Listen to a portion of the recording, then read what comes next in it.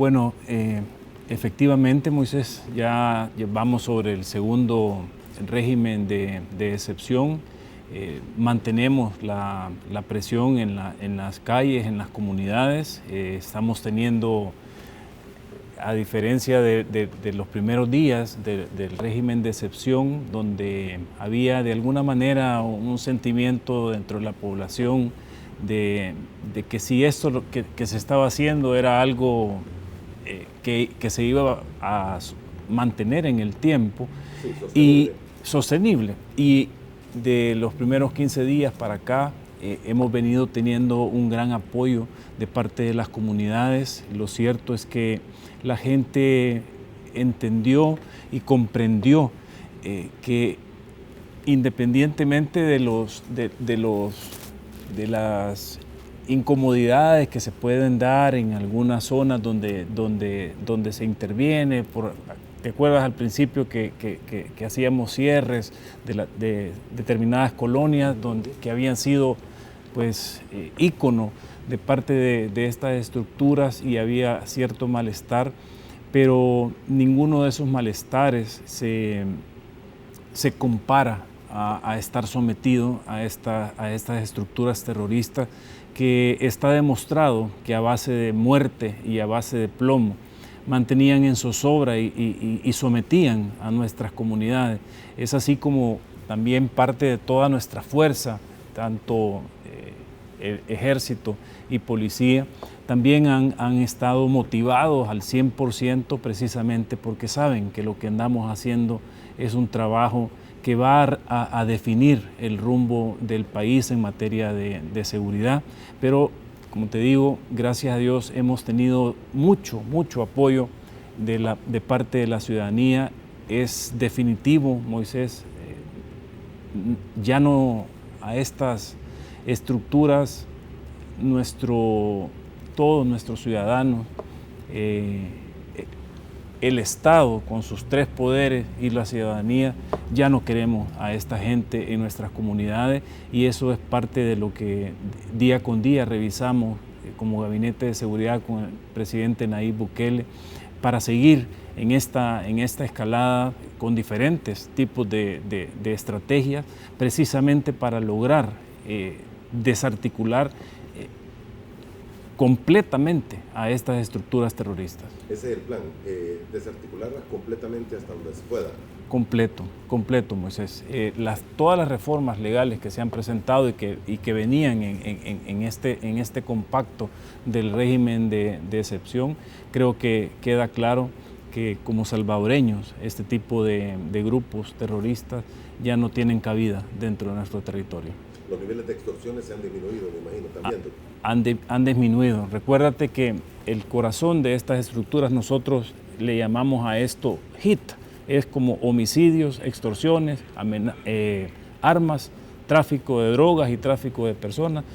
Todos estos delitos, incluso que rodean a estos cuatro principales, han tenido una reducción significativa, lo que demuestra efectivamente que el principal problema de seguridad que teníamos como país era todo lo que generaba la actividad delincuencial multicrimen de estas estructuras terroristas.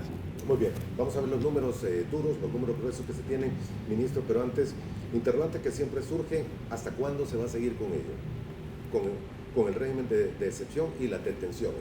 Pues son situaciones que se van analizando día con día, Moisés. Ahorita todavía mantenemos un ritmo de un aproximado de 500 capturas diarias.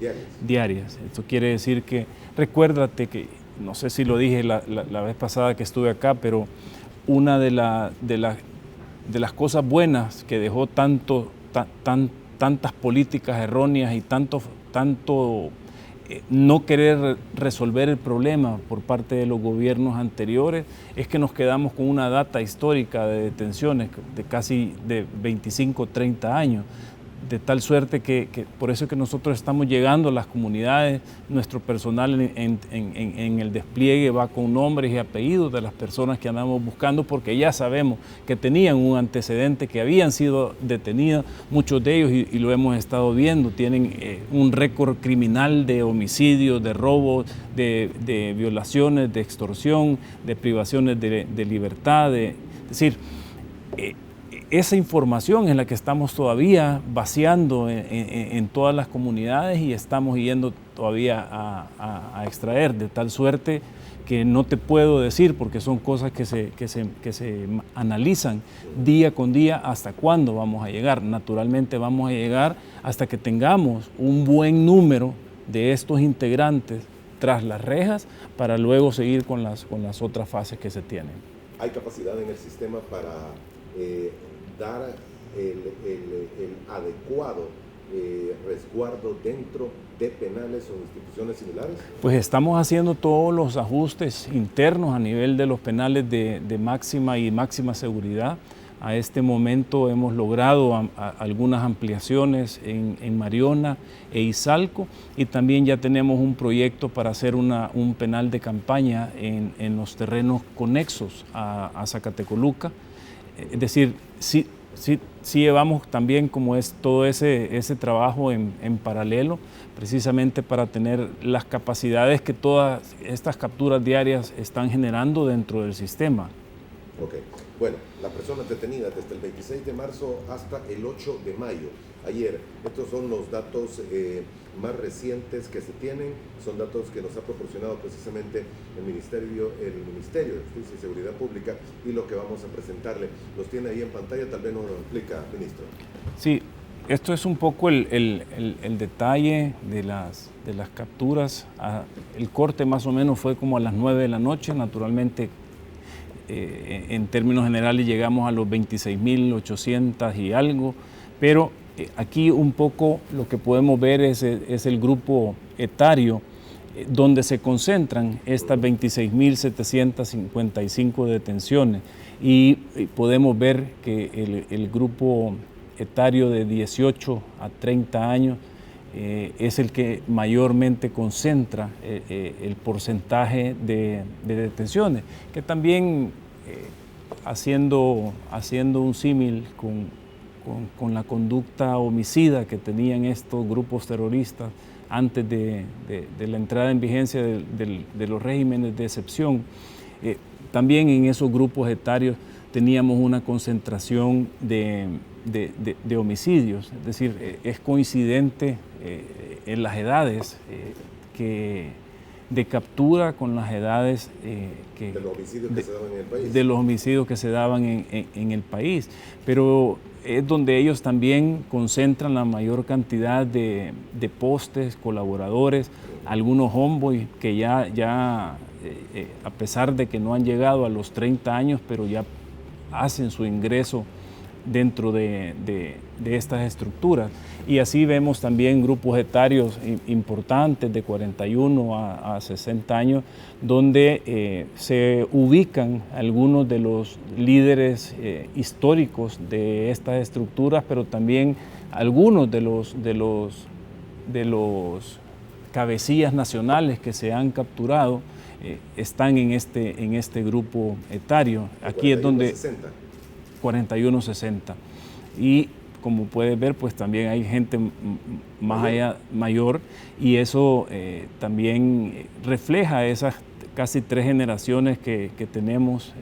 Yo recuerdo, Moisés, que a finales de los 90 ya teníamos un problema de pandilla, por lo menos ya se percibía en el ambiente. Nosotros, si tú te acuerdas, con el señor fiscal general, formamos parte de un esfuerzo que se hizo en materia de secuestros, que empezó a mediados del 2000. Incluso en ese tiempo ya habíamos tenido cierta participación de grupos de pandillas. Yo me acuerdo un secuestro de una señora famosa que ya había participación de pandilleros en ese secuestro. Lo curioso fue que nosotros casi que al 2002 ya habíamos controlado el fenómeno, Y me acuerdo muy bien que no nos dejaron, el director de la policía de esa época y el gobierno de esa época, son de las interrogantes que a este momento todavía nos seguimos haciendo con el señor fiscal general. ¿Por qué no nos dejaron continuar? Porque naturalmente nosotros nos habíamos tomado lo que era como el círculo del crimen, que era como el aspiracional en aquel momento, todos estos criminales robacarros, robabancos, era llegar al secuestro y era como el círculo principal, digamos, de este anillo o esta espiral Pero venían, si tú te habías tomado el espiral principal, tenías que seguir bajando y no nos dejaron. Naturalmente, cuando nosotros decimos que hubo cierta permisibilidad para lograr que otros tipos de negocios que naturalmente estaban relacionados con la seguridad privada pudieran florecer, según ellos. Esa es la lectura que nosotros tenemos, pero naturalmente cuando tú ves 30 años hacia atrás, encuentras algunas políticas y todas iban encaminadas a no brindarle la seguridad a la población que estaba demandando, y eso pues naturalmente permitió el crecimiento acelerado. Si tú te acuerdas, cuando ellos lanzaron el plan Mano Dura, eran más o menos 6.000 pandilleros en esa época. Ya cuando nosotros arrancamos este proyecto y era lo que se tenía en el ambiente más lo que teníamos documentado, estamos hablando de un aproximado más de 70.000 pandilleros, es decir, un crecimiento exponencial en los últimos 20 años sin precedente, precisamente por todas estas políticas erróneas que tuvieron, que muchas de ellas incluso lindaron con la desfachatez de llegar a un acuerdo con estas estructuras a cambio de votos y a costa de la sangre de nuestra gente. Muy bien, solo para terminar de ver estos datos, hay menores de 18 años, 1.080 detenidos, entre 12 y 17. ¿Hay un trato especial a ellos por la edad? Sí, ellos incluso tienen sus centros de resguardo que son diferentes a los adultos, y estamos trabajando también con esas instituciones del gobierno que tienen la labor de velar por estos centros de resguardo. Estamos haciendo un trabajo bastante integral, Moisés, en todas las aristas dentro de las instituciones de gobierno, pero sobre todo también estamos viendo ese acompañamiento por parte del órgano legislativo, pero sobre todo el apoyo que estamos teniendo también por parte del órgano judicial. Ahora, ministro, hay personas dentro de estos grupos etarios, muchos de ellos que han sido identificados o que normalmente a diario fungían o eran pastores de algunas iglesias. No sé si se ha terminado de comprobar que además estaban también delinquiendo al mismo tiempo que ofrecían cultos, oraciones y estaban en las iglesias. Pues fíjate que lo cierto es que ellos estaban en un manto como de especie de retirados, ¿verdad? De las pandillas, pero en los últimos meses habíamos venido viendo la actividad de los retirados, y si tú tal vez te acuerdas o la gente se acuerda, a principios de año incluso tuvimos una escalada de homicidios en el departamento de Morazán, que no es normal y no era normal para nosotros. Al empezar a analizar el fenómeno, nos dimos cuenta que los retirados ya estaban haciendo su propio grupo, su propia pandilla. Era una pandilla de retirados. Incluso algunas detenciones hemos visto algunos que se habían tatuado ERE, y eso era lo que a ellos los estaba identificando, de tal suerte que dijeron, bueno, como yo vengo de una estructura que mata, que tiene territorio y que vende droga, entonces hagamos nosotros lo mismo. ¿Ya? Entonces aquí en este punto, Moisés, nosotros no tenemos así como esa creencia de que aunque la persona me diga que es retirada, lo cierto es que fue para ingresar a una pandilla hay que matar, y lo que nosotros estamos proscribiendo acá es la estructura terrorista como tal.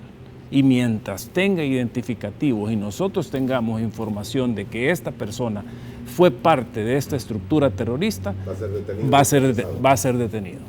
Naturalmente viene toda la fase de investigación, acreditación, etcétera, etcétera, pero a este momento nosotros no podemos creer que porque ande algún tipo de hábito o porque ande algún tipo de identificativo de alguna creencia o culto, es porque efectivamente así es. Y lo cierto es que muchos informes de inteligencia hablan de la oportunidad que miraban ellos al escudarse en este tipo de cultos para poder movilizar droga de un lado a otro. Así que, pero en términos generales, Moisés, a este momento no podemos hacer esa distinción. Lo cierto es que detrás de lo que andamos es detrás de todos aquellos que fueron parte, que colaboran con estas estructuras terroristas, que le tienen negocios a estos líderes de estas estructuras terroristas, y vamos a seguir en ese ímpetu. Muy bien. En el caso de los detenidos, hay más hombres que mujeres en una cantidad bastante grande, 23.000 contra 3.000 aproximadamente. Sí, eso es parte de las estadísticas que tenemos. También es normal este número. También ellas desarrollaban labores importantes dentro de estas estructuras, y pues digamos que es algo normal dentro de estas estructuras. Muy bien, armas incautadas hasta ayer, 8 de mayo, lo que se tiene es en pantalla un total de 541 armas entre pistola, revólver, escopeta, fusil, ametralladora, artesanal, granadas y carabinas. ¿El número le resulta a usted pequeño, grande, adecuado? Ministro, le pregunto esto porque hay quienes señalan que para 26.000 personas detenidas podrían haber más armas que han sido escondidas en su momento cuando vieron todo el accionar de los cuerpos de seguridad. Mira, yo creo que al hacer una comparación fría de 26.000 contra 541 es lógico ese tipo de pensamiento. Sin embargo, recordemos que estos son grupos terroristas que venden terror. Ellos pueden tener una pistola por clica, pero a la hora de vender terror, con una pistola lo hacen. Sí, es decir, el número de armas no tiene que ir de la mano con el número de detenidos, precisamente por eso. Porque nosotros estamos lidiando contra un grupo que vende terror, que dice poseer, que dice tener, que dice a la hora de lo que estamos viviendo, ¿a dónde están?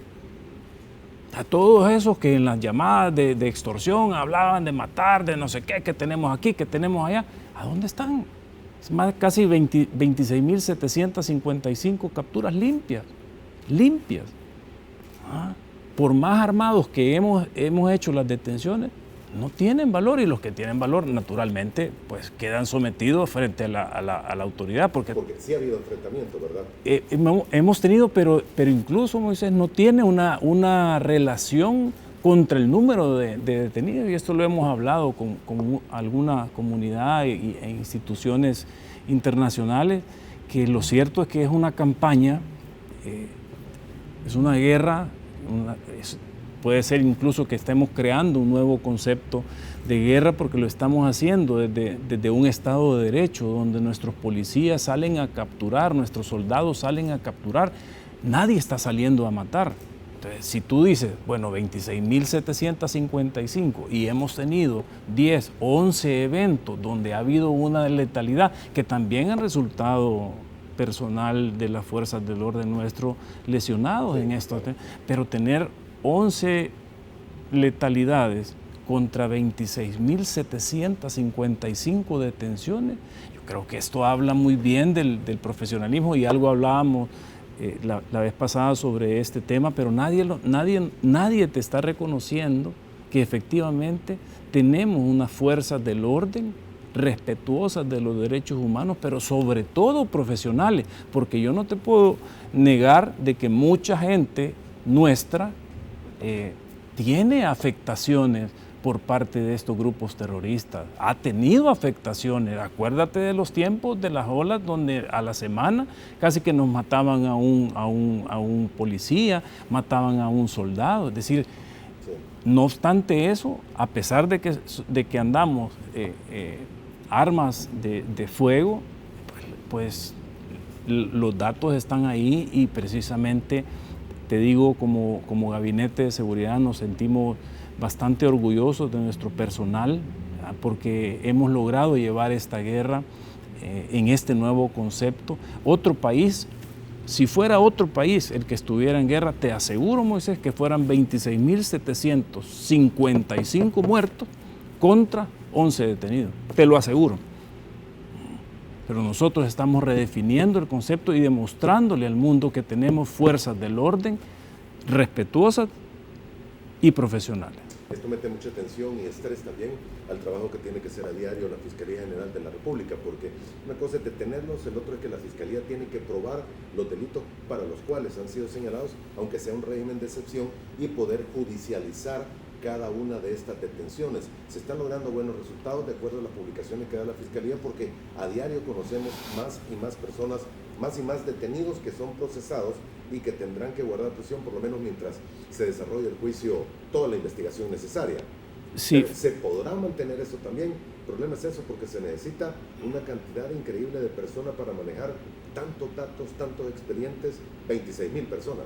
Sí, pero es parte de todas estas reuniones que tenemos, Moisés, donde estamos hablando no solo con la Fiscalía, sino también hablando con la Corte Suprema de Justicia. Recuérdate que esto ha venido a generar lo que tú podías tener, digamos, en un año, lo estamos generando casi que en 60 días. ¿Ya? Entonces todas las instituciones de alguna manera tienen un estrés, incluso para nosotros como policía, porque es un expediente por cada detenido, que hay que ir a hacerle el chequeo clínico, hacerlo todos los levantamientos de huellas, el fichaje, etcétera, etcétera. Pero la Fiscalía, por ejemplo, a este momento son casi 343 audiencias de imposición de medidas que se han tenido. Ya ayer creo que ya sobrepasaban los 15.000 detenidos que ya no están en la detención administrativa del régimen de 15 días, sino que ya están en una detención provisional ordenada por un juez, y de esos se tenía un número de 168 imputados que habían salido libres. Es decir, siempre hay estos pesos y contrapesos dentro de un sistema o dentro de un Estado de Derecho, y la Fiscalía a este momento y con toda la información logró identificar que 168 de todos estos detenidos no tenían una vinculación con pandillas y fueron puestos en libertad. Otro dato más, vehículos incautados hasta ayer, es una cantidad bastante grande. 381 automóviles, 216 motocicletas, me llama la atención, 17 camiones, ministro. Sí. Y uno puede decir, ¿para qué?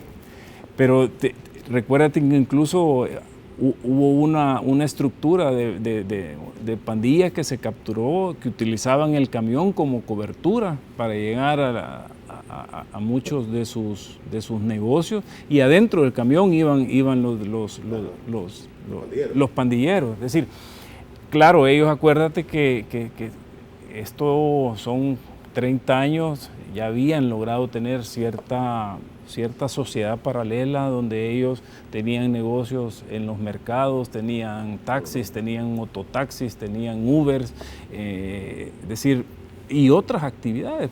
Si tú estás en el rubro de frutas y verduras, necesitas camiones. Si estás en el rubro de transporte, necesitas microbuses, necesitas buses. Es decir, estos grupos terroristas se habían enquistado en esa parte de la sociedad donde de alguna manera ha reinado la informalidad. Son gente que no la vemos tributariamente, pero que ahí es donde ellos se habían enquistado, en esos negocios informales, y por eso es que también muchos de ellos lograron penetrar ciertos gobiernos estructuras económicas y gobiernos locales, porque también hemos estado haciendo extracciones y capturas dentro de gobiernos locales, precisamente, alcaldías, precisamente por todo ese, todo eso que se habían tomado de muchos mercados. Y hablando incluso con el alcalde de San Salvador, le decía, porque las vueltas que hemos estado yendo a dar por el centro, se miran muchos locales vacíos, ya gente que ya no llega, y esto lo estamos viendo a nivel nacional, que era parte de los negocios que ellos tenían. ¿Eran estructuras de pandillas las que tenían esos negocios? Las que tenían. De alguna forma casi formales. Correcto. Wow. Entonces, es parte de todos estos cambios que estamos viendo, Moisés, que tenemos que saber ir dimensionando, ¿verdad? Porque lo cierto es que las estrategias incluso que se han seguido, porque no solo es la labor de extracción con toda la información que tenemos, sino que también hay otro grupo que trabajan ya a nivel de inteligencia, y tener a este momento a 6 de los cabecillas nacionales de un total de 15 que se tenían a nivel nacional, porque esta estructura de la MS son 15 CIAs las que la gobiernan, pueden tener la cantidad de programas que quieran y la cantidad de clicas, pero al final son 15 tomadores de decisiones. De esos 15 tomadores de decisiones, de la pandilla más grande que tenemos en el país, ya nosotros tenemos tras las rejas a 6 de ellos, que nos ha permitido golpearle las finanzas, golpear el flujo de droga. Le hemos compartido también a Guatemala quién es el proveedor, el principal proveedor de marihuana que tiene la MS del lado de Guatemala. Esperamos que en los próximos días pues, nos puedan poner... Se den capturas del lado de Guatemala, precisamente porque la persona relacionada es un salvadoreño. Entonces lo tenemos que ir a traer pedir la extracción del mismo para que sí. Las autoridades guatemaltecas han estado entregando, ¿verdad? Han estado por la situación migratoria. Lo más seguro es que también este salvadoreño que está allá pues no tiene un estatus regular de residencia en Guatemala, y que pues, esperamos que lo podamos ir a traer en los próximos días. Muy bien, tengo varios comentarios y preguntas de los amigos televidentes. Solo mencionar 8 cabezales y 2 camiones de volteo. Me imagino que era por estas actividades que usted menciona de legales en las que estaban participando. Ahora, todo esto pasa a ser un bien del Estado manejado por el CONAP. ¿Cómo se va a resguardar los mismos? Y si se ha pensado en qué se va a hacer con estos vehículos.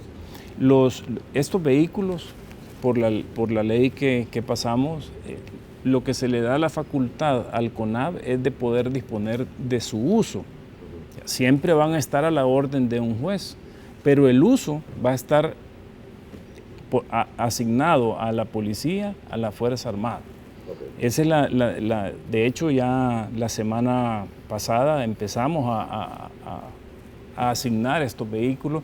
Lo cierto es que el tiempo y la historia nos había demostrado, Moisés, por ejemplo, si tú ves las manzanas de Changayo, si tú ves los diferentes predios, los carros, a alguien se le ocurrió que tal vez eran plantas y los mandaban a sembrar ahí a Changayo. 30 años después no ha nacido ninguno y ahí están pudriéndose los carros. No tenemos carritos nuevos por esto. Entonces de ahí es donde viene la filosofía de esta reforma, de esta ley que se pasó precisamente para poder disponer, porque no teníamos ni jueces ni fiscales que decían, bueno, y este bien, ¿por qué no está en uso? ¿Por qué no sirve para combatir esta estructura? Está cuando se debería utilizar para alguna medida de seguridad. Correcto, entonces ahora ya vamos a empezar a asignar en mayor cantidad estos vehículos a la policía y a la Fuerza Armada, precisamente para que nos ayuden estas mismas herramientas a seguir combatiendo estos grupos terroristas. Bueno. Sí, es parte de toda esta recomposición que ellos piensan, ¿verdad? que pueden tener. Toda esta información, Moisés, así como la que tú acabas de exponer, es la que nosotros continuamente estamos monitoreando en las redes sociales, precisamente para poder direccionar el trabajo de nuestro personal en tierra. Es un tema complejo, pero lo cierto es que es la misma, por eso te digo, esta es una guerra de los tres poderes del Estado y de su ciudadanía en contra. Creo que, y esto no tiene que ver con todas estas voces disonantes de que aquí hay una dictadura. No, si es que lo que sucede es que estamos, desde el Ejecutivo iniciamos una guerra en contra de estos grupos terroristas. A esa se sumó el órgano legislativo porque necesitamos la herramienta del régimen de excepción, y también se ha sumado el órgano judicial, pero no se han sumado porque tienen una pistola en la cabeza o porque, como se hacía antes con los famosos maletines negros, hacían todas las correcciones de voluntades. Es que la población nos está demandando a todos, independientemente del órgano de poder en el que nos encontremos. Esto es algo donde todos avanzamos y todos repudiamos a estos grupos terroristas y ya no queremos a estos grupos en nuestras comunidades. Muy bien, voy a avanzar rápidamente un par de gráficas que me hacen falta. La droga incautada, 40 y... No. Aquí está, total de cocaína, 3.702 porciones incautados. También hay 1.689 porciones de crack, 9.759 porciones de marihuana y de metanfetamina. Hay al menos 4 porciones, 5 gramos también que se incautaron, para un total de 20.000 unidades de droga que han sido incautadas. ¿Será que se están moviendo las pandillas y estos grupos al tráfico, manejo, venta, distribución de droga? No, mira, Moisés, recuérdate que esto era de la esencia, y si tú ves cómo se comporta la MS en Los Ángeles, cómo se comporta la 18 en Los Ángeles, cómo se comportan las otras pandillas que dependen de la Mexican Mafia en Los Ángeles, siempre su core business o su negocio principal es la venta de droga. Aquí el narcomenudeo en el país, lo que refleja esa cifra es que mayoritariamente esta estructura o estas estructuras terroristas lo que más vendían era marihuana, pero la actividad de narcomenudeo es algo de la esencia de las pandillas, y por eso es que ellos se pelean territorio.